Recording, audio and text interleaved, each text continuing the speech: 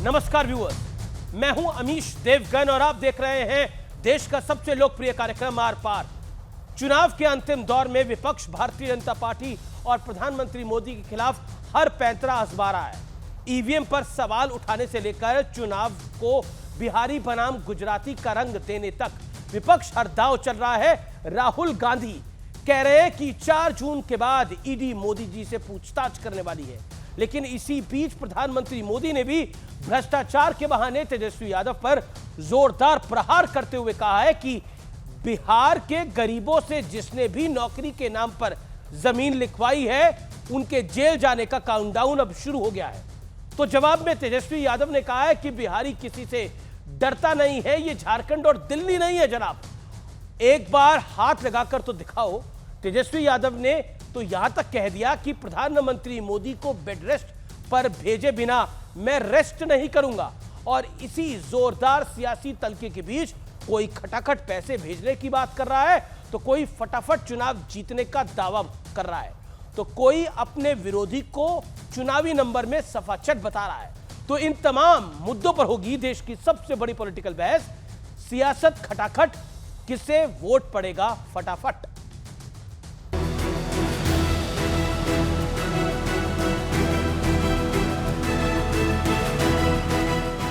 आपके bank account में हर साल 1 लाख रुपया, 8,500 रुपया महीने का खटाखट खटाखट खटाखट खटाखट आता रहेगा। जब रायबरेली की जनता भी खटाखट खटाखट खटाखट भेजेगी घर। मिजाज रखिए टनाटन टनाटन टनाटन, नौकरी मिलेगा फटाफट फटाफट फटाफट, बहनों के खाते में लाख रुपया जाएगा खटाखट खटाखट खटाखट। अब बीजेपी हो जाएगा सफाचट सफाचट सफाचट। और जिन्होंने कहा था कि हम न खाएंगे न खाने देंगे, बड़े पैमाने पर पैसा गट कर लिया, वो कह रहे गटागट गटागट गटागट। और अब जनता ने भी मन बना लिया, जब वोट डालेंगे तो इनको कर देंगे फटाफट फटाफट फटाफट विदा। क्या मोदी जी को रास्ता दिखा दे? खटाखट खटाखट खटाखट। लेकिन इस खटाखट और फटाफट सियासत के बीच पीएम मोदी ने आरजेडी पर अब तक का सबसे बड़ा हमला किया है। लालटेन लेकर के मुजरा करने वाली जो जमात है, वे भी बिहारियों का अपमान हो रहा है और कांग्रेस के चरण चूम रहे हैं। उधर सियासी तूफान के बीच बीजेपी अध्यक्ष जेपी नड्डा ने चुनाव में बड़ी जीत का दावा किया है। नतीजों के बाद अगर कुछ कमी रही तो बतौर बीजेपी राष्ट्रीय अध्यक्ष आपका प्लान बी क्या है? ऐसा कोई कमी ही नहीं रहेगी। आप अमीश जी, मेरी बात पूरी जिम्मेवारी से अब मैं आपको बता रहा हूं, फुल कॉन्फिडेंट एकदम। आप 4 तारीख को हमको मिलिएगा, कोई कमी रहने वाली नहीं है, कोई प्लान बी की जरूरत नहीं है। एक तरफा लोगों ने मोदी जी को आशीर्वाद देने का मन बना लिया। बीजेपी का नंबर क्या होगा? 400 पार, बीजेपी 370 प्लस। 370 प्लस अभी भी जी। तो आज इन तमाम मुद्दों पर होगी देश की सबसे बड़ी बहस। तो इस सफाचट और खटाखट सियासत में हम आपको फटाफट बताते हैं अंतिम चरण में भीषण होते रण का विश्लेषण। ईवीएम पर बवाल, दुनिया में कोई भी मशीन नहीं जिससे छेड़छाड़ ना हो सके, ये कपिल सिब्बल कह रहे हैं। यानी ईवीएम का रोना अब शुरू हो रहा है। शब्दों का तूफान, राहुल गांधी कह रहे हैं कि 4 जून के बाद मोदी से ईडी पूछताछ करेगी। तेजस्वी यादव कह रहे हैं कि पीएम को मैं जब तक बेड रेस्ट पर ना पहुंचा दूं तब तक मैं रेस्ट नहीं करूंगा। यह विवादित बयान भी है। मल्लिकार्जुन खड़गे कह रहे हैं क्या मोदी 2047 तक जीवित रहेंगे? बंटवारे का दाव यह है कि मोदी जी गुजराती से बिहारी नहीं डरते हैं। अब आप सोचिए ये क्या बात कही जा रही है। इसके बाद सियासत में ताव, राहुल गांधी यूपी बिहार में विपक्षी गठबंधन का तूफान आ रहा है। ये कह रहे हैं अब मोदी जी प्रधानमंत्री नहीं बन पाएंगे। लेकिन आज का बड़ा प्रश्न क्या है? चुनाव में हर पैंतरा आजमा चुका विपक्ष क्या मोदी का विजय रथ रोक पाएगा? यह बड़ा सवाल है, क्योंकि यह अंतिम चरण है और रण बहुत भीषण है। मेरे साथ आज कौन कौन जुड़ रहा है, आइए आपको परिचय करा देते हैं। मेरे साथ आज की चर्चा में सत्यप्रकाश मिश्रा हैं, जो कि नेता हैं जेडीयू के, कंचना यादव हैं प्रवक्ता हैं आरजेडी की, मेरे साथ विवेक श्रीवास्तव हैं लेफ्ट के नेता हैं, उनका अभिनंदन है, और मेरे साथ शहजाद पूनावाला हैं, उनका अभिनंदन है। तो इस चर्चा की शुरुआत करते हैं कंचना जी आपसे। क्या आपको लगता है कि ये जो खटाखट, फटाफट और सफाचट की बात हो रही है, और दूसरी तरफ प्रधानमंत्री मोदी को तेजस्वी जी बेड रेस्ट तक पहुंचाना चाहते हैं, लेकिन जनता किसको रेस्ट कराती है ये देखने वाली बात है। पिछले 2 चुनावों में तो जनता विपक्ष को खूब रेस्ट करा रही है। जी जी अमीश देवगन जी, आपको मैं बताना चाहूंगी कि प्रधानमंत्री नरेंद्र मोदी जी अब तक 13 से 14 बार बिहार जा चुके हैं, और बिहार जब जाते हैं, और बिहार क्या पूरे देश में ही अगर उनकी हम देखें, उनके भाषणों को सुने, तो आप 5 ऐसे काम बता दीजिए जो कहते हैं कि हम आने के बाद करेंगे, और जिसका गुणगान वो 5 पिछले काम का करते होंगे वो नहीं। उनका आपने ही सुना है, लालटेन लेकर मुजरा करते हैं। ये प्रधानमंत्री का भाषा हो सकता है? ये सिर्फ भारतीय जनता पार्टी के लोगों को नहीं, हमें नहीं, आपको, पूरे देश के लोगों को ये चिंता, ये सोचना चाहिए कि प्रधानमंत्री के पद पर कोई ऐसा व्यक्ति बैठ सकता है कि जिसकी भाषाई गरिमा इतने नीचे हो। और रही बात जो जॉब की हो रही है, जब तेजस्वी यादव जी अकेले बिहार में 230 प्लस रैलियां कर चुके हैं, और प्रधानमंत्री नरेंद्र मोदी जी ये देख लिए हैं कि ये लड़का 34 साल का युवा रुकने वाला नहीं है, तो पूरे मुद्दे को भटकाने के लिए वो जिस तरीके से भाषाई मर्यादा और गरिमा को तोड़ते हुए बिहार में वो भाषण दे रहे हैं बार बार, वो हम यहां से कंडेम करते हैं, और प्रधानमंत्री जी से कहते हैं कि प्रधानमंत्री जी, आपके बाद बहुत प्रधानमंत्री आएंगे, आपके पहले भी बहुत प्रधानमंत्री रहे, कृपया काम की बात कर लीजिए, मुद्दे की बात कर लीजिए, काम की बात कर लीजिए, मुद्दों की बात कर लीजिए। शहजाद पूनावाला, खटाखट, सफाचट, सियासत के बीच में जी कोट अनकोट ये मुजरे वाला बयान भी है, और इसको लेकर विपक्ष आक्रोशित है बहुत। देखिए, झांकी रही भावना जैसी प्रभु मूरत दिखे दिन तैसी। मैं महाराष्ट्र से आता हूं, महाराष्ट्र में मुजरे का मतलब गलत नहीं होता, मुजरे का मतलब सम्मान या रिस्पेक्ट देना होता है। इसलिए उद्धव जी ने शिंदे जी के लिए कहा था कि वो मुजरा करने जाते हैं। मानाचा मुद्रा एक बहुत बड़ा प्ले भी है मराठी में, परंतु जिसकी जो भावना है, अब जो करते ही हैं इस प्रकार की हरकतें कि उनको वही मुजरा ध्यान में आता है, तो मैं उनसे पूछना चाहता हूं कि क्या ये मुजरे के शब्द के ऊपर आपत्ति दर्ज करने वाले वही लोग हैं ना जिन्होंने चिराग पासवान जी की माताजी को कितनी भद्दी गालियां दी थी, 125 से ज्यादा गालियां दी थी, और अभी तो प्रधानमंत्री को जहर से कंपेयर कर दिया, उनकी माताजी को गाली, परिवार को गाली, उनके ओबीसी समाज को गाली। पर मैं सवाल पूछना चाहता हूं, मुजरा क्या होता है? मुजरा वो होता है जब आप कहो कि आप अपने वोट बैंक को साधने के लिए SC ST OBC का आरक्षण काटकर उनको पूरा का पूरा दे देंगे। और केवल ये नहीं, संविधान में संशोधन करने की बात ये समाजवादी पार्टी ने एक ने अनेकों बार, राम गोपाल यादव ने पार्लियामेंट में खड़े होकर कहा था रिजर्वेशन प्रमोशन तो नहीं होगा, परंतु हां, मैं रिजर्वेशन चाहता हूं मुसलमानों के लिए, और यह रहा बिल। उन्होंने बिल प्रस्तुत किया था 2002, 2012, 2014 में मुलायम सिंह यादव जी ने इसकी वकालत की थी, लालू प्रसाद यादव की पार्टी ने भी की थी, कांग्रेस ने तो कर्नाटका में कर दिया, कांग्रेस ने तो रंगनाथ मिश्रा में कर दिया। अब मैं कंचना यादव जी से सिर्फ इतना पूछना चाहता हूं, MY फैक्टर में Y को इतना पीछे, फटाफट पीछे कर लिया कि MY के लिए M ही आगे कर दिया। और आप बताइए, धार्मिक आधार पर आरक्षण देना ये सही है, गलत है? और SC ST OBC कोटे से काट कर देना। और तीसरा, जो समाजवादी पार्टी ने संविधान में संशोधन लाकर करने की, और केवल उन्होंने नहीं, ST हसन का अभी 2 दिन पहले का बयान भी है, चाहो तो सुना सकता हूं, मैं बताता हूं हो क्या रहा है। जिन्होंने माल खाया घटाघट घटाघट, अब देखे राहुल गांधी स्टेज पर गए तो टूट गया वो स्टेज राहुल गांधी का फटाफट फटाफट।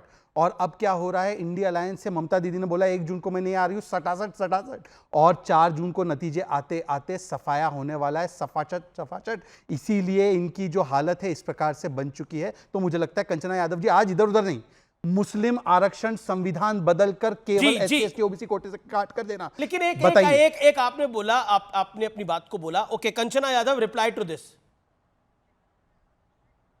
मैं बहुत यही मैं सोच रही थी आप यही सवाल करें आपसे, क्योंकि तेजस्वी जी आज यही सवाल प्रधानमंत्री नरेंद्र मोदी जी से किए हैं कि आप जो घूम घूम कर नॉर्थ इंडिया में, खासकर हिंदी बेल्ट में जो मुस्लिमों को आरक्षण का विरोध कर रहे हैं, आप जब मुख्यमंत्री थे तब भी आप आरक्षण देते थे मुसलमानों को। आज भी सेंट्रल लिस्ट में ओबीसी की, मुसलमानों की कई जातियां जो ओबीसी तबके से आती है, जो पिछड़ी है, सोशली और इकोनॉमिकली बैकवर्ड है, जो एजुकेशनली, वो गुजरात में उनको आरक्षण मिलता है सर। तो पहले आप गुजरात का हिसाब कर दीजिए, प्रधानमंत्री जी ने क्यों दिया आरक्षण? और आप बात करते हो, आप तो आंध्र प्रदेश में वहां पर अलायंस कर लिया टीडीपी के साथ, जिसके पूरे मैनिफेस्टो में मुस्लिम के अलावा कुछ नहीं था। आपने जेडीएस के साथ अलायंस किया, जिसने मुस्लिमों को कर्नाटक में आरक्षण दिया, और आप ठीक है, जवाब ले लेते हैं। देखिए मेरा कार्यक्रम बड़ा रेप्यूटेड कार्यक्रम है, एक एक करके सब बोले। एक सेकंड जी बोल लीजिए कंचना जी, बोल लीजिए। बस 10 सेकंड जी, 10 सेकंड। मंडल कमीशन के 12 नंबर पर खुद लिखा हुआ कि गैर हिंदू जो जातियां हैं, जो गैर हिंदू हैं, जो सोशली और एजुकेशनली पिछड़े हैं,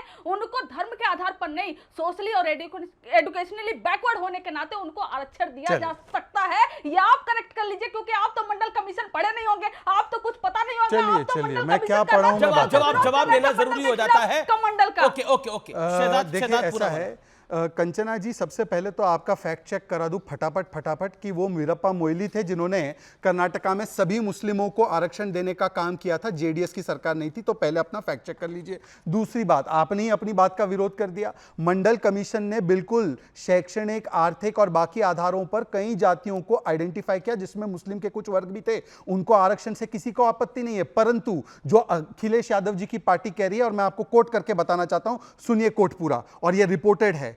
वो कहते हैं राम गोपाल यादव जी कि condition of Muslim is worse than Dalit. क्या आप इससे स्वीकार करती हैं? और दूसरी बात, अगर उनको ये आरक्षण दिया जा सकता है तो प्रोपोर्शनेट रिजर्वेशन, मतलब कि पूरी 14-15% मुसलमान की आबादी है, उनके लिए पूरा का पूरा आरक्षण संविधान में अमेंडमेंट करके। अब मैं आपसे पूछना चाहता हूं कि सारे 15% मुसलमान को आरक्षण देना है आपको, और केवल यह नहीं कहा 18% को सही है देना, यह करने की बात उन्होंने की है। सलमान खुर्शीद ने कहा कि 27% जो ओबीसी का कोटा है, उसने 9% जो है पूरे मुस्लिम समाज को दे देंगे। अब मैं कंचना यादव जी आपको आखिरी बात, आपने हाईकोर्ट ऑर्डर पढ़ा है बंगाल का? बंगाल के हाईकोर्ट ऑर्डर में लिखा है कि जो 77 क्लासेस को इंक्लूड किया गया ममता दीदी के आदेश पर, मतलब कि 80 में से 77 मुस्लिम ओबीसी हो गए। और जब पश्चिम बंगाल में यह किया गया तो हाईकोर्ट ने स्ट्राइक डाउन करके कहा कि यह केवल वोट बैंक के लिए धार्मिक आधार पर दिया गया है। अब मुझे बता दीजिए कि धार्मिक आधार पर मुस्लिमों को देना, मैनिफेस्टो में लिखना, कांग्रेस का यह करना, क्या सही या गलत, अंबेडकर जी के साथ या खिलाफ? और दूसरी बात, वो भी SC ST OBC से काट कर देना। स्पेसिफिक इधर उधर मत जाइए, बोलिए इसका जवाब। जी, मैं कंचना जी, प्रधानमंत्री ने एक स्टेटमेंट दी कि चाहे विपक्ष के लोग मुजरा भी कर लें तो तब भी मैं ओबीसी का आरक्षण समाप्त नहीं होने दूंगा। क्या आपको लगता है यह फैक्टर चुनाव में है? क्योंकि लालू जी ने खुद बोला, अच्छा उसके बाद कई और नेताओं ने बोला कि अगर मुस्लिम आरक्षण हो भी जाएगा तो बीजेपी को क्या तकलीफ है? देखिए मैं वही पूछ रही हूँ कि जहां आप आरक्षण की बात कर रहे हो वहां से आपको तकलीफ नहीं। आप नॉर्थ बेल्ट में आकर यहाँ पर मुसलमानों के खिलाफ, आरक्षण के खिलाफ बोलते हो, और खुद आप जाइए ना माइनॉरिटी अफेयर के वेबसाइट पर, आपको खुद मिल जाएगा मुसलमानों की हालत इस देश में दलित से भी खराब है। ये ऑफिशियल वेबसाइट कहता है। आप और आंकड़े उठा के देखना हो, सच्चर कमेटी और देखना है तो देख लीजिए सर। और आपको मैं करेक्ट कर देती हूँ, आप क्योंकि वेस्ट बंगाल की बात कर रहे हो तो आपको यह भी पता होगा कि ओबीसी आरक्षण के अंदर ही बहुत चतुराई से कुछ जातियां जो ब्राह्मण जात में आती है, जिसमें गिरिपुरी गोस्वामी जाति, उत्तराखंड के कई सारे मैडम, बंगाल के अंदर तो हिंदुओं से ज्यादा ओबीसी की कैटेगरी के अंदर मुसलमान को डाल दिया गया है, जिसको हाईकोर्ट ने स्ट्राइक डाउन करा है। उत्तराखंड में कई सारे ट्राइब्स को उठा के आपने ओबीसी आरक्षण में डाल दिया। आप बताइए ओबीसी आरक्षण के साथ छेड़खानी कौन कर रहा है? ट्रांसजेंडर को भी, लेकिन बंगाल में तो हुई, हाईकोर्ट ने स्ट्राइक डाउन करा। मैं आऊंगा, मैं सत्यप्रकाश मिश्रा के पास आता हूं। डालने से इनकार कर दिया। सत्यप्रकाश मिश्रा, ये खटाखट फटाफट सियासत, जी, ये खटाखट फटाफट सियासत के अंदर मुजरे का भी एक बयान आया, जिसको लेकर खड़गे साहब, प्रियंका गांधी वाड्रा, तेजस्वी यादव, मतलब नॉर्थ से लेकर साउथ तक कई नेताओं ने उस पर बयानबाजी करी। क्या आपको लगता है कि आखिरी दौर के अंदर ये जो फटाफट और खटाखट सियासत है, ये इसका ताव बढ़ गया है बहुत गर्मी के मौसम में? अमीश देवगन जी, ये 7वें फेज का चुनाव है और इसमें जिन शब्दों का इस्तेमाल जिन लोगों ने किया है, जिनके लिए भी किया है, बातें सही होंगी तभी किया है। आपको याद दिला दूं कि बिहार में एक बहुत मशहूर चारा घोटाला हुआ था। उसमें एक बहुत मशहूर हीरोइन का जिक्र आया था कि वो बिहार आई थी मुजरा करने के लिए। किन लोगों ने बुलाया था, उस समय के समाचार पत्रों ने इसको छापा भी था। मैं उस इतिहास पे बहुत ज़्यादा नहीं जाऊंगा, लेकिन ये जो परिवारवादी पार्टियां हैं, तेजस्वी यादव जी, राहुल गांधी जी, ये तमाम पार्टियां एक दूसरे का तलवा चाट रही हैं चटाचट। तो जनता ने इसको कहा चल हट, हटा, तो 4 जून को ये हट जाएंगी। अब आते हैं कि कंचना यादव जी या शहजाद पुणे वाले ने मुजरा शब्द का अलग से अर्थ बताया, जो मुझे जानकारी नहीं थी उसकी वजह से। कंचना यादव जी ओबीसी आरक्षण को लेकर के जो बात कर रही है वहां तक तो ठीक है कि ओबीसी आरक्षण में भारत के सभी वर्ग संप्रदाय जो OBC socially economically backward class हैं उनको आरक्षण है जी। लेकिन कांग्रेस की सरकार ने पहली बार बनाया एक रंगनाथ मिश्रा कमीशन। रंगनाथ मिश्रा कमीशन ने कहा कि मुसलमानों को अलग से 10% आरक्षण देने की जरूरत है। और 2014 के चुनाव के ठीक पहले सलमान खुर्शीद कानून मंत्री थे, कांग्रेस की पार्टी ने 4% अलग से आरक्षण दिया मुस्लिम संप्रदाय को, जिसको सुप्रीम कोर्ट ने यह कहते हुए खारिज किया कि धर्म के आधार पर इस देश में आरक्षण नहीं हो सकता। ठीक है, जवाब ले लेते हैं। नरेंद्र मोदी जी और एनडीए सरकार का तो एक स्पष्ट मान्यता है सबका साथ सबका विकास। अल्पसंख्यक के विकास के लिए जितने फंड थे नरेंद्र मोदी सरकार ने उसको बढ़ाया है। ये असदुद्दीन ओवैसी जी का खुद का बयान है संसद में कि नरेंद्र मोदी जी की सरकार फराज किदवई से जवाब ले लेते हैं। समाजवादी पार्टी के नेता है फराज किदवई, उसको रोका नहीं। ओके, फराज किदवई की बारी है। Satyaprakash ji, you made your point. Satyaprakash ji, you made your point. Faraz Kidwai.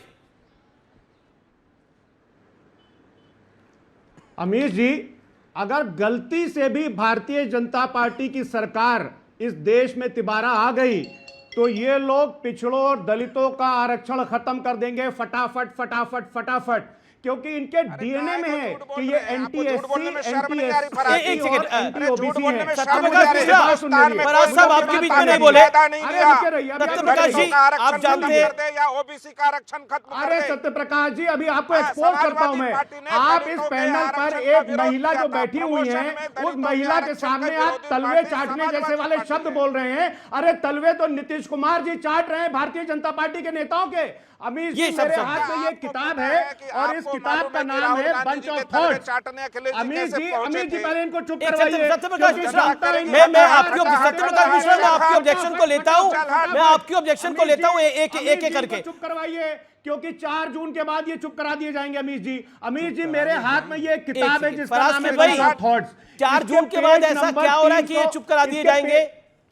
लोकतंत्र तो बहाल रहेगा ही ना, जो भी जीत कर आए। मुझे अपनी बात, आप जीते या सत्यप्रकाश मिश्रा जीते, अपनी बात खत्म करने क्या दीजिए। 4 जून के बाद इमरजेंसी लगाने वाले हैं क्या जीतने के बाद, कि वो चुप करा दिए जाएंगे? जी नहीं, क्योंकि जनता इनको भेजने वाली है फटाफट फटाफट फटाफट। और ये जो भारतीय जनता पार्टी और एनडीए, अमीर जी, जो एंटी एससी, एंटी एसटी और एंटी ओबीसी है, ये मेरे हाथ में किताब है जिसका नाम है बंच ऑफ थॉट्स। इस बंच ऑफ थॉट्स के पेज नंबर 357 पर लिखा हुआ है जो गोलवरकर जी ने कहा था कि it would therefore be proper that privilege should be based on the economic conditions of the people that will ease out matters and the heart burning among others that so called. लेकिन प्रधानमंत्री को ये finally क्यों बोलना पड़ा कि आप vote bank के लिए इंडिया गठबंधन वोट बैंक के लिए, एक पर्टिकुलर वोट बैंक के लिए पॉलिटिकल मुजरा कर रहा है? क्यों बोलना पड़ा? मुजरा तो अमेठी की जनता कराएगी इनसे अमीश जी। मुजरा तो देश की जनता भी इनसे करवाएगी 4 जून के बाद, क्योंकि पिछले 10 सालों में अगर प्रधानमंत्री जी से कोई सवाल पूछो अमीर जी कि आरबीआई का कॉन्फिडेंस सर्वे अगर ये कहता है कि देश के 72% लोगों की इनकम लेवल कम हुआ है, तो प्रधानमंत्री जी कहेंगे ये आपके मंगलसूत्र लेकर के मुसलमानों में बांट देंगे। अगर देश की महिलाएं पूछेंगी कि शाकाहारी थाली 71% से बढ़ी है पिछले 5 सालों में, तो ये आप मोदी जी कहेंगे मैं बायोलॉजिकल चाइल्ड नहीं हूं। नहीं बोला, प्राइम मिनिस्टर ने नहीं बोला ऐसा। प्राइम मिनिस्टर ने ऐसा नहीं बोला कि मैं बायोलॉजिकल चाइल्ड नहीं हूं। उन्होंने बोला, देखिए मेरा मानना है कि आप पॉलिटिकल बातें रखे। प्रधानमंत्री ने हमारे इंटरव्यू में बोला कि मुझ में बायोलॉजिकली पैदा हुआ हूं, लेकिन मेरी मां के जाने के बाद मुझे ऐसा लगता है कि ईश्वर मुझे शक्ति देता है और मैं अपना काम कर रहा हूं, ये कहा प्रधानमंत्री ने। Let's not misquote prime minister. अगर आपको लगता है उन्होंने ऐसा बयान बोला तो आप जरूर साझा करें। अभी आपके पास मौका है, मैं प्ले करने को तैयार हूं, आप प्ले करिए वो बाइट को, क्योंकि मेरा निवेदन है आप प्रधानमंत्री ने जो बोला उसको हम सैक्रोसेंट रखें, क्योंकि हमारे इंटरव्यू में बोला। That's why I want to make it clear. Okay, Shehzad Poonawalla. देखिए फराज जी, सर मेरा निवेदन है, शहजाद जी बोल ले, फिर आप बोल लीजिए। फराज जी ने 2 बातें रखी, मैं उसका 2 डायरेक्ट काउंटर 30 सेकंड में रखना चाहता हूं और एक सवाल उनसे पूछना चाहता हूं। उन्होंने बोला कि हम SC ST के खिलाफ है। 2 तथ्य रखता हूं आपके सामने। 370 हटने के बाद पहली बार वाल्मीकि समाज को अधिकार मिले, आंबेडकर जी ने जैसे दर्शाया था। 370 वापस लाने की बात कौन कर रहा है? और दूसरी बात, SC ST के रिजर्वेशन इन प्रमोशन के खिलाफ कौन सी पार्टी ने पार्लियामेंट में हंगामा किया था? Answer is Samajwadi party. और उस संदर्भ में एक सेकंड बीच में नहीं, अमीश जी मेरी बातें इंटरप्ट हो रही है। Amish ji my turn, it's my turn. Amish ji it's my turn, no don't do this, ये टू इन मत कीजिए, डोंट डू दिस, मेरी बात जाने दीजिए। आप बोलिए आपके अमीश जी, मैं दोनों तथ्य फिर से रख रहा हूं। 370 हटने का कौन विरोध कर रहा है जिससे कि वाल्मीकि समाज को अधिकार ना मिले? रिजर्वेशन इन प्रमोशन के नाम पर किसने विरोध किया? और फिर कहा कि रिजर्वेशन आरक्षण संविधान में बदलाव करके मुसलमानों को दिया जाना चाहिए। और आखिरी बात देखिए, आज मुजरे को लेकर ये मुजरा इकोसिस्टम इतना मुजरा कर रहा है, परंतु आज ममता दीदी ने कहा है कि कुरान, रामायण, भगवत गीता सारी चीजें समाप्त हो जाएगी, मेरी पार्टी रहेगी। अब मैं केवल एक पार्टी के स्पोक्स पर्सन के रूप में नहीं, मैं मिस्टर ये क्या नाम है इनका जो समाज फराज जी से पूछना चाहता हूं, कुरान को समाप्त करने की बात कर रही है ममता दीदी। अब कहां गया आपका मुस्लिम प्रेम? अब तो बताओ। मुस्लिमों को वोट बैंक के रूप में फराज जी, उन्होंने कहा फिराद हकीम ने आके माफी मांगी, तो ये पूरा ऑन रिकॉर्ड है। मैं झूठ नहीं बोला, अमीश जी झूठ बोलो, अभी शो से बाहर कर देना, क्योंकि बड़ा सेंसिटिव इश्यू है। मैं आज पूछना चाहता हूं as a Muslim, as a भारतीय मुस्लिम, मैं पूछा अमीश जी 10 सेकंड, एज ए भारतीय मुस्लिम 10 सेकंड में अपना सवाल फ्रेम कर दूं, केवल 10 second.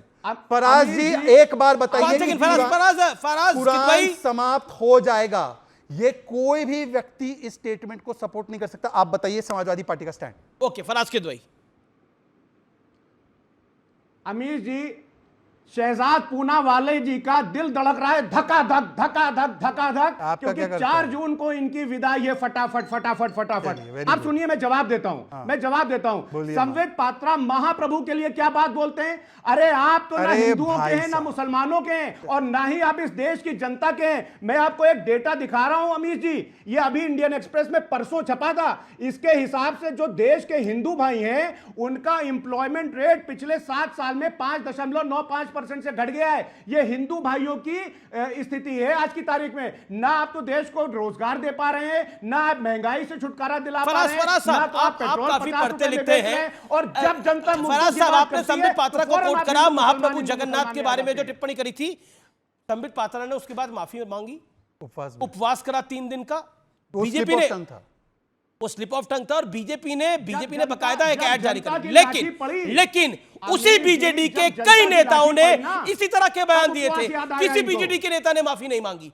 Point number 1। Point number 2, जो बात शहजाद पूनावाला ने बोली वो महत्वपूर्ण है, उस पर आपका स्टैंड क्या है? अगर आप स्पष्ट करेंगे तो देश को भी आसानी होगी। हम खटाखट फटाफट सफाचट बातें तो कर रहे हैं, राजनीति में बातें जरूरी है, लेकिन महाभारत का ग्रंथ खत्म हो जाएगा, गीता कुरान खत्म हो जाएंगे, लेकिन मैं रहूंगी, इससे बड़ा क्या होगा और बोलने का?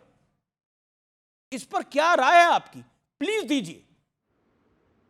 नहीं, देखिए अमीर जी, क्या है कि शहजाद पूनावाला जी और इनकी पार्टी, ये दोनों एक नैरेटिव बनाने का काम करते हैं। अरे मैं तो ये बोल रहा हूं कि उत्तर प्रदेश में ये बात करते हैं रामराज की। गोस्वामी तुलसीदास जी ने रामराज का जो तस्वुर दिया है, उन्होंने कहा था अल्प नित्यु नहीं कौनो पीरा, सब सुंदर सब बिरुज शरीरा, नहीं दरिद्र कोई दुखी न दीना, नहीं कोई अबुद न लक्षण ही ना। आप बताइए, रामचरितमानस की दुहाई दे रहे हैं। मैं आपको कह रहा हूं कि जो महाभारत के विषय में, कुरान के विषय में, गीता के विषय में ममता दीदी ने कहा, क्या वो जायज बात है? क्या संबित पात्रा जी ने जो कहा था वो जायज बात है? गलत थी, माफी मांगी तभी तो ना, माफी मांग ली उसने। माफी तब उन्होंने मांगी ना जब जनता के उनको डंडे याद आ गए, जब उनको लगा कि उड़ीसा में क्या पुरी में उनकी जमानत जब्त होने वाली है। अमीश जी, आप इतने बड़े पत्रकार हैं, आप देख रहे हैं कि ये लोग चुनाव हार चुके हैं, और चुनाव तो 4 जून तय करेगी कौन चुनाव हारा है, कौन चुनाव जीत रहा है। लेकिन मुद्दों पे बात मैं कहता हूं, चुनावों की हार जीत की बात ही नहीं है। चुनाव कोई हारे जी कोई जीते, बीजेपी हारे या बीजेपी जीते, या सपा हारे या सपा जीते, चुनाव की हार जीत का मैटर नहीं है। अभी मैटर यह है कि कुरान खत्म हो जाएगी, गीता खत्म हो जाएगी, महाभारत खत्म हो जाएगी, लेकिन मैं रहूंगी, ये किताबें खत्म हो जाएंगी। इसमें क्या कहना चाहते हैं आप? फटाफट बोलिए, खटाखट बोलिए। नहीं, फटाफट तो इतना है कि 4 जून के बाद भारतीय जनता पार्टी की आप जो 4 जून सरकार है बैठ के वो पढ़े। फटाफट जा रही है। देखिए 10 सेकंड, इसीलिए 10 second, then left leader Vivek Srivastava is धक्का also waiting from long. Okay, Vivek. देखिए ऐसा है, नैरेटिव कोई नहीं बना रहा। फिराद हकीम उन्हीं की पार्टी के नेता जो बहुत उनके पॉपुलर नेता है, उन्होंने आकर माफी मांगी है ममता दीदी के बिहाफ पे। यहाँ पर तो संबित जी ने स्लिप ऑफ टंग के लिए माफी मांगी। और आपको सनातन से बड़ा प्रेम है, सनातन समाप्त कर देंगे, सनातन डेंगी है, रामचरितमानस को गालियां आपके नेताओं ने दी और आज आपको समझ में आ रहा है कि महाप्रभु के बारे में क्या बोला। बोलिए कुरान समाप्त होगी। मिस्टर किडवाई एक बार बोलिए, मुसलमानों देखो ये वोट आपका चाहते हैं पर कुरान पाक पर जो टिप्पणी की गई है उसके लिए बोल नहीं सकते। एक बार सारे मुसलमान देख ले इनका असली चेहरा।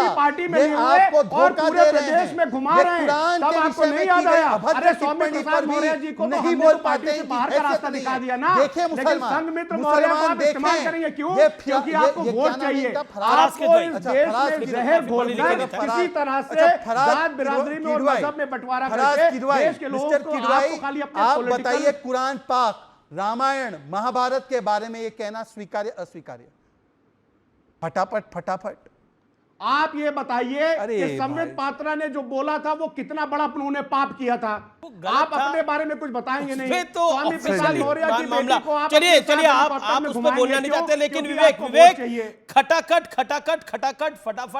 फटाफट, लेकिन 4 जून को कौन होगा सफाचट, ये बात इस समय आखिरी राउंड तक आ गई है। देखिए ये जो लास्ट लगा है इलेक्शन की, यानी आखिरी जो दौर है, इसके अंदर बीजेपी का पलड़ा हमेशा भारी रहता है। इस दौर के अंदर क्या आपको लगता है जो जेपी नड्डा ने मेरे इंटरव्यू में बोला, गृह मंत्री अमित शाह ने मेरे इंटरव्यू में बोला, प्रधानमंत्री नरेंद्र मोदी ने मेरे इंटरव्यू में बोला कि 400 पार एनडीए होगा ही होगा और 370 भारतीय जनता पार्टी? जी देखिए, मैंने आपका इंटरव्यू भी सुना था जो आपने लिया था प्राइम मिनिस्टर का, और मैं जब अभी 6th फेज में आया था आपके स्टूडियो में मैं था, तो हमने डिस्कशंस भी किए थे उन इंटरव्यूज़ के ऊपर। अब ये है कि देखिए, तब भारतीय जनता पार्टी और ऑनरेबल प्राइम मिनिस्टर बहुत बड़े बैकफुट पे हैं, नर्वस हैं, उनका body language, the way he speaking, और कहीं ना कहीं वो आए और इंटरव्यू दिया, बहुत अच्छी बात थी। लेकिन वंस योर इंटरव्यू सक्सेसफुल, इस नर्वसनेस में ये 50 अन्य चैनल्स पे जा करके फिर से इंटरव्यू देने का मतलब क्या है? I mean how many kind of, जब एक कॉम्प्रिहेंसिव इंटरव्यू हो गया है, और मेरे ख्याल से न्यूज़ 18 एक रिस्पेक्टेड चैनल है, आप लोग सीनियर पत्रकार हैं, आपने कॉम्प्रिहेंसिवली सवाल पूछे जो आप पूछ सकते थे। आई थिंक ये एक ओवरडोज चल रहा है। पिछले 1 साल में आप देखिए उन्होंने इंटरव्यूज नहीं दिए, और अचानक जब इलेक्शन हो रहा है, वोटिंग हो रही है, उस दिन वो जाकर के विभिन्न चैनलों पे एक साक्षात्कार कर रहे हैं, तो मुझे ये बड़ा अजीब लगा, and it is a sign of nervousness. और दूसरी बात, भाषा की मर्यादा, टेंशन का माहौल है, पारा गर्म है आपकी डिबेट में भी, और चुनावी माहौल है, सब तरफ से लूज स्टेटमेंट्स आ रहे हैं। लेकिन ऑनरेबल प्राइम मिनिस्टर, क्योंकि प्राइम मिनिस्टर है इस देश के, उनको थोड़ा सा संयम बरतना जरूरी था बिकॉज ऑफ हिज पोजीशन। अगर यही मुद्रे वाला स्टेटमेंट शायद कोई प्रवक्ता देता, शहजाद पूनावाला देते या कोई और जूनियर लेवल का नेता देता, तो शायद ये बात नहीं होती। वो देश के प्रधानमंत्री भी हैं, तो उस मर्यादा का ध्यान रखना जरूरी है। 1 जून को मीटिंग हो रही है, इंडिया दीदी नहीं आ रही है उस मीटिंग के अंदर, ममता दीदी नहीं आ रही, 9 सीटों पे उस दिन नहीं, उसमें डिस्कशन, हाँ नहीं, उनसे डिस्कशन हुआ है 9 सीटों पे। वहां पे बंगाल में भी चुनाव है, उनके नेता बिजी रहेंगे, वो लोग उसको मॉनिटर कर रहे होंगे। तो she has apologised informally and she will take up the whole thing by the evening. मतलब कांग्रेस के लिए चुनाव नहीं है, लेफ्ट के लिए चुनाव नहीं है उन 9 सीटों पर, कांग्रेस और लेफ्ट के लिए चुनाव नहीं है उन 9 सीटों पर बंगाल के अंदर, और यूपी में सपा के लिए चुनाव नहीं है। ये तो इंटरेस्टिंग पॉइंट है। आरजेडी के लिए बिहार में चुनाव नहीं है। आप कह रहे हैं ममता दीदी सिर्फ फाइट कर रही है, बाकी कोई फाइट में नहीं है जी। उनका विवेक भाई आप कह रहे ममता जी ही फाइट कर रही है बीजेपी से, बाकी कोई 9 से बाहर बिहार में कोई फाइट में नहीं, यूपी में कोई फाइट में नहीं, पंजाब में कोई फाइट में नहीं। देखिए, मैं सितंबर से हम और आप जो है इंडिया गठबंधन के बारे में डिबेट करते चले आए हैं। मैं आपको क्लियरली बता रहा हूं, Mamata Banerjee, despite the fact that she is fighting against the Congress and left, is very much a part of जी ये चुनाव के बाद सत्यप्रकाश मिश्रा, अब देखिए प्रधानमंत्री इतने इंटरव्यू क्यों दे रहे हैं? वो नर्वसनेस की निशानी है। मतलब प्रधानमंत्री ने अगर 75 इंटरव्यू दे दिए तो नर्वसनेस की निशानी है, प्रधानमंत्री ने अगर इंटरव्यू नहीं दिए तो भी वो नर्वसनेस की निशानी है। प्रधानमंत्री बार बार क्यों इंटरव्यू दे रहे हैं? प्रधानमंत्री 200 से ज्यादा पत्रकारों से बात क्यों कर चुके हैं? तो हर चीज के अंदर विपक्ष को तो लगेगा ही आमूमन। देखिए, विपक्ष बहुत बौखलाया हुआ है, उसकी बीमारी इतनी है कि उसको समझ में नहीं आ रहा है कौन सी दवाई खाएं, कौन सी दवाई नहीं खाएं। प्रधानमंत्री पर तानाशाह का आरोप लगाने वाले कह रहे कि लोकतंत्र में इतने सवालों का जवाब क्यों दे रहे हैं प्रधानमंत्री जी। हर एक लोकतांत्रिक प्रधानमंत्री हैं, देश के तमाम पत्रकारों का सवाल है। लोकतंत्र में एक चुनाव महापर्व होता है, उस महापर्व के मौके पर अगर वो हर सवालों का जवाब देश की जनता को दे रहे हैं, सभी पत्रकारों के सवाल देश की जनता के सवाल है, तो ऐसे प्रधानमंत्री को तो सर्वग्राही होना चाहिए। ऐसे प्रधानमंत्री को तो सबको प्यार करना चाहिए और विपक्ष को कुछ विशेष प्यार करना चाहिए।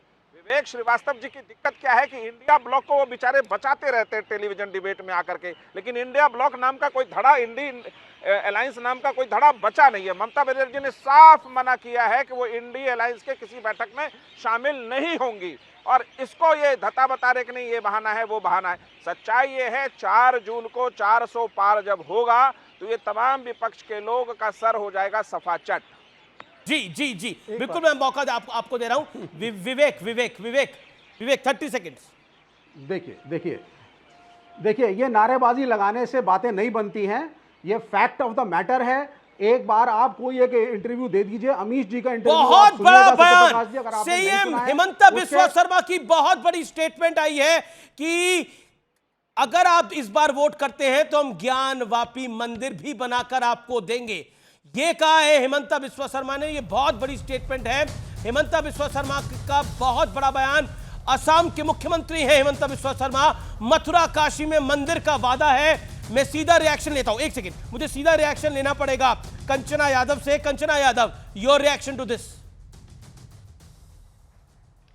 हाँ, ये पहली बार नहीं सुना है, वो कई बार ऐसे बोल चुके, ऐसे बयान दे चुके। हो सके आपके लिए बयान बड़ा हो सके हिमंत बिस्वा शर्मा जी के लिए ये बयान बड़ा हो, लेकिन जनता के लिए बयान बड़ा नहीं है। जनता मां से महंगाई से त्रस्त है जो आसमान छू रहा है, लेकिन मोदी जी मां से मंगलसूत्र, मछली, मटन, मुजरा तक पहुंच गए। मां से सब कुछ बोल देंगे, कहीं मां से गाली न दे दे वो, लेकिन वो मां से मंदिर भी बोलेंगे, मां से मुसलमान भी बोलेंगे, मां से सब कुछ बोल देंगे, लेकिन मां से महंगाई नहीं बोलेंगे। जवाब ढकने के लिए वो मां से मंदिर की बात कर रहे हैं। ये बात सही है जी, मैं जवाब देता हूं। जी शहजाद, ये यादवों वाली पार्टी म से मौन, वो भी मथुरा वाले विषय पर, और द्वारका पर जब राहुल गांधी कहते हैं नौटंकी है द्वारका जी में जाना और वहां पर अर्चना करना, तो ये एमवाई वाली पार्टी एम के चक्कर में एम से मौन।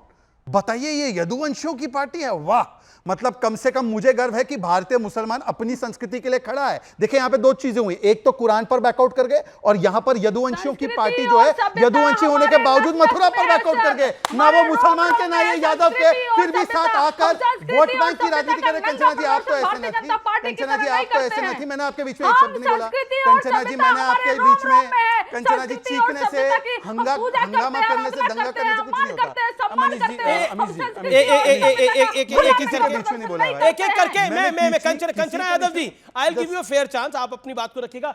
ओके शहजाद, लेकिन चुनाव के बीच में ये मुद्दा लाने की आवश्यकता क्या है? तो फिर दूसरी तरफ से आरोप आएगा कि पोलराइज करने का प्रयास कर रहे हैं। मुझे बताइए, तो अगर वो मुसलमानों को खुश करने की बात कर रहे हैं तो आप भी तो हिंदुओं को खुश करने की बात कर रहे हैं। अरे भाई, एक तरफ बोला जाएगा। मुझे बताइए कि क्या ये मामला जो है, ये मामले में सबसे पहले वहां पर ताला लगवाकर पूजा अर्चना न करने देने की चीज किसने की? समाजवादी पार्टी ने की। क्या ये हकीकत है या नहीं है? और मैं तो 500 वर्षों के लिए हिंदुओं ने इंतजार किया ना राम मंदिर का। ये आस्था का विषय है या ये चुनाव का विषय है? और चुनाव से कौन जोड़ता है मंदिर के विषय को? वो लोग जो वकील खड़े करके कहते हैं कि चुनाव तक टाल दीजिए वरना फायदा होगा। परंतु मेरी 10 सेकंड की बात, विवेक जी ने कहा कि देखिए प्रधानमंत्री इंटरव्यू दे रहे, बैकफुट पर है, 303 सीट प्लीज। अरे भाई क्या तरीका है, मैं अपनी बात कहने पे आता हूं।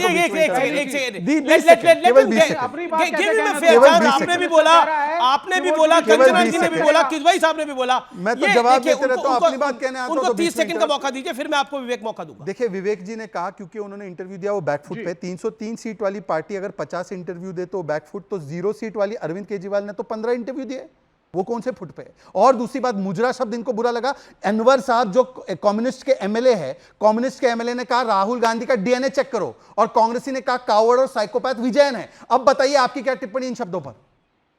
हमने तो मुजरा एक कहा मनोस्थिति है, परंतु उन्होंने कावड़ और साइकोपैथ कहा, कावड़ और साइकोपैथ कहा है। भाई बताइए, अब कांग्रेस की शब्दावली पर बताइए। आप जो मर्जी शब्द यूज करिए, सुनिए, अब आप मुजरा शब्द यूज करिए, आप जो मर्जी शब्द यूज करिए, it shows your party and the ethics you are following. Uddhav ji ने मैंने सीधा कहा था, वो ऑनरेबल प्राइम मिनिस्टर मेरे भी हैं और इस देश के भी हैं। उद्धव ठाकरे या ये जब उनको गाड़ने की बात संजय राउत ने की, कब्र खोदने की बात की, औरंगजेब से तुलना की, जहर से तुलना खड़गेने की, क्या बोला आपने?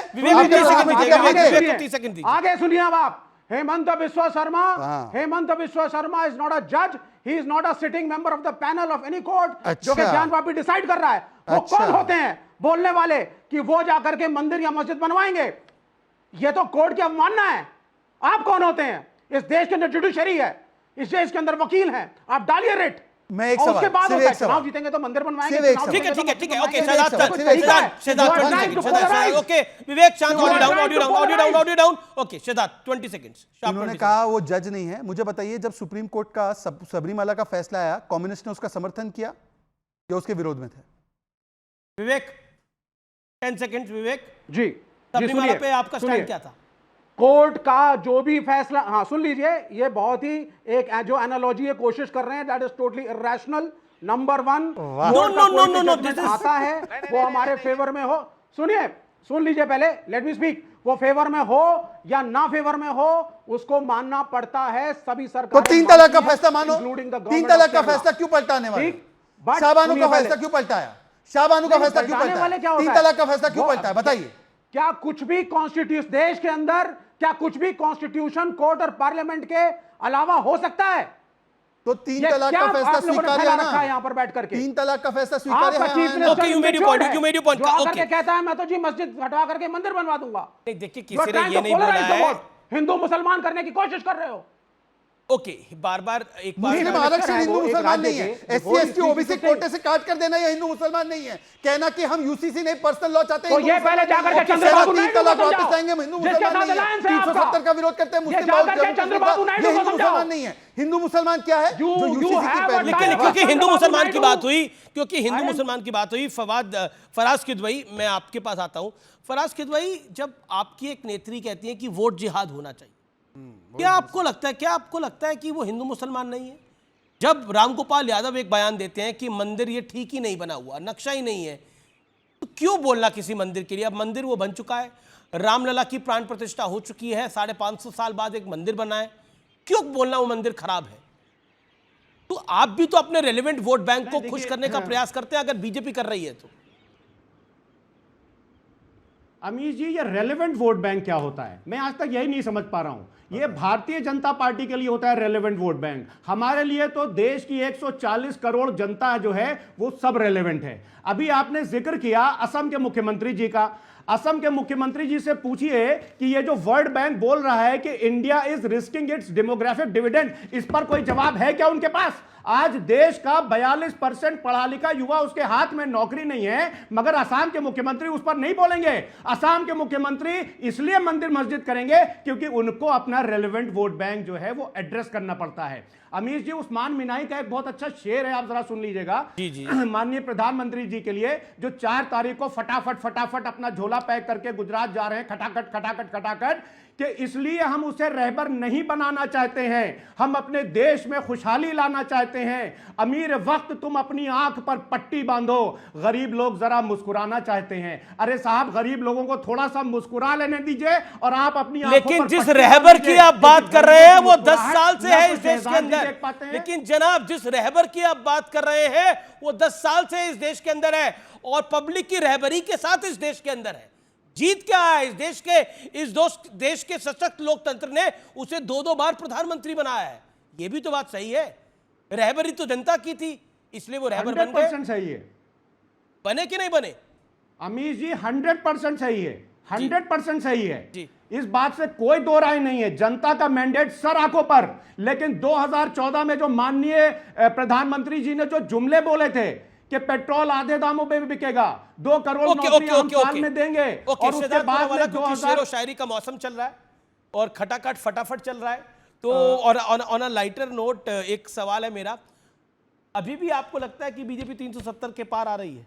मैं तो आपसे ये कहना चाहता हूं कि जब 6 फेज की वोटिंग हो चुकी है, बीजेपी ऑलरेडी 340 क्रॉस कर चुकी है, सिर्फ बीजेपी की बात कर रहा हूं, और अब इसके बाद का जो फेज आ रहा है वहां पर तो हम लोग क्लीन स्वीप एज एनडीए करने वाले, तो जोड़ दीजिए फटाफट। परंतु मैं पूछना चाहता हूं शेर और शायरी को तो घटाघट लग रहा है। सॉरी, अखिलेश जी को तो घटाघट। देखिए अखिलेश जी को कितनी गंभीरता से लेना है। उन्होंने कहा था 403 असेंबली सीट्स में से 400 समाजवादी पार्टी की आ रही है, तो उनसे पूछा गया 3 ही आ रही है बीजेपी की, तो उन्होंने बोला हाँ 3 ही आ रही है। अब इस बार उन्होंने बोला है आप लोगों ने पैरासिटामोल में घोटाला कर दिया भाई। देखिए ऐसा ही है कि उनको भी, अभी मैं भी फराज जी के आंकड़ों से थोड़ा मैं सोच रहा हूँ कहाँ से ये आंकड़े है, वहीं से आए जहाँ से 500 mg में ट्रीट हो जाता था और 650 mg अब लेनी पड़ती है पैरासिटामोल, क्योंकि इन्फ्लेशन बढ़ चुका है। तो इस प्रकार के आंकड़े ये लाते हैं। परंतु मैं भी एक आपको शेर बताना चाहता हूँ कि जमहूरियत, लोकतंत्र, वो जमहूरियत, वो तर्ज हुकूमत है जिसमें कि बंदों को गिना करते, तोला नहीं करते। अब मुझे बता दीजिए कि आपके मैनिफेस्टो में 2012 में लिखा था मुस्लिम आतंकियों को छोड़ेंगे, और छोड़ना शुरू भी किया था। इलाहाबाद हाईकोर्ट ने रोक लगाई और कहा कल पद्मश्री दे दोगे। अब मैं झूठ बोल रहा हूं तो बता दीजिए 2012 के मैनिफेस्टो में था नहीं था। फराज किदवई साहब माफ करिए, नाम ही पल्ले नहीं पड़ रहा इनका। मैं आपसे यह पूछना चाहता हूं, देखिए अमीर अरे आप पूछते रहेंगे, कुछ जवाब भी देंगे भाई। नहीं आप जवाब दीजिए पहले, ना कुरान पर जवाब दे पा रहे हैं, क्या आंसर शीट नहीं दी थी क्या Akhilesh ji? Faraz mister Kidwai make you point बताइए। अमीर जी, सैफुल्लाह फारूक जो कि एक घोषित आतंकवादी था, इन्होंने कश्मीर में उसको विधानसभा के चुनाव में टिकट दिया कि नहीं दिया? बर्नार्ड मराक के बारे में बताएंगे। और एक और घोषित आतंकवादी जो कश्मीर में था, उसको इन्होंने जिला पंचायत का टिकट दिया था।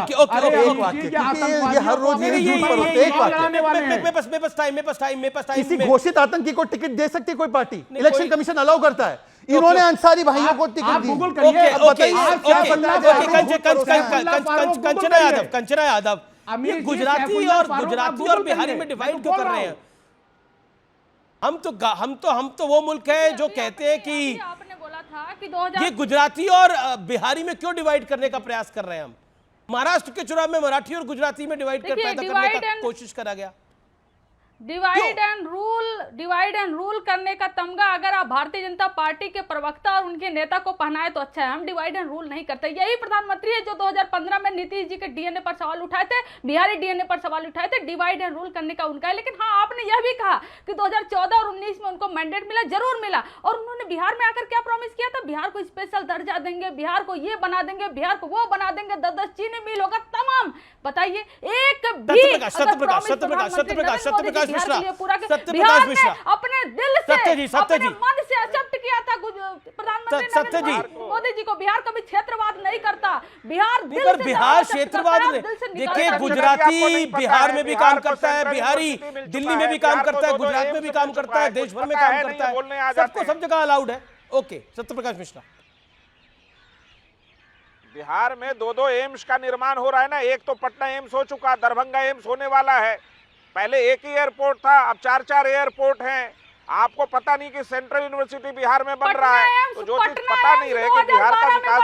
अरे यार रुक जाओ, सरकार का काम, अरे रुक जाइए आप। प्रचंड गर्मी के बीच सियासी तापमान भी अब हदें पार कर रहा है व्यूअर्स। एक तरफ नरेंद्र मोदी हैं जो चुनाव प्रचार में पूरी ताकत के साथ डटे हुए हैं। नरेंद्र मोदी औसतन दिन की 3 से 4 रैलियां कर रहे हैं। कभी कभी रैलियों के साथ वो 1 से 2 रोड शो भी कर देते हैं।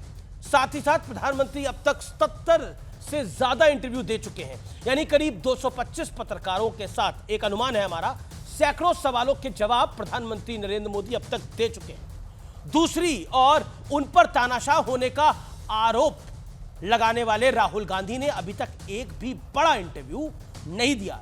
इक्का दुक्का छोटे इंटरव्यू 2-3 मिनट वाले दिए होंगे, जबकि प्रधानमंत्री से इंटरव्यूज में महंगाई, रोजगार, अर्थव्यवस्था, विदेश नीति, तुष्टीकरण, ध्रुवीकरण, आरक्षण और राम मंदिर के साथ साथ हर वो सवाल हुए हैं जिनके जवाब देश की जनता के साथ साथ शायद खुद विपक्ष भी जानना चाहता होगा। खुद मैंने भी प्रधानमंत्री मोदी के साथ संवाद किया पटना में सुबह 7 बजे। प्रधानमंत्री मोदी ने मेरे सवालों के जवाब देने के लिए वहां पहुंच गए और बेहद तसल्ली बख्श तरीके से उन्होंने मेरे हर सवाल पर अपनी बात को रखा। प्रधानमंत्री न्यूज 18 को अब तक 4 बड़े इंटरव्यू दे चुके हैं। उन्होंने national news channels, regional news channels, अंग्रेजी न्यूज चैनल्स, हिंदी और अंग्रेजी अखबारों के साथ साथ international media house Newsweek को भी साक्षात्कार दिया है।